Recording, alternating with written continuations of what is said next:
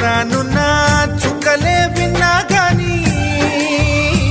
కదిలించలేదా కాస్త కూడా నీ మనసుని పరదాలు దాటి ఒక్కసారి పలకరించవేమి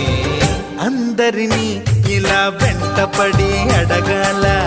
సరదాగా నువ్వే ఎదురైతే సరిపోదా నిద్రపోతున్న రాత్రి నడిగా గుటికి చేరిన గువ్వల నడిగా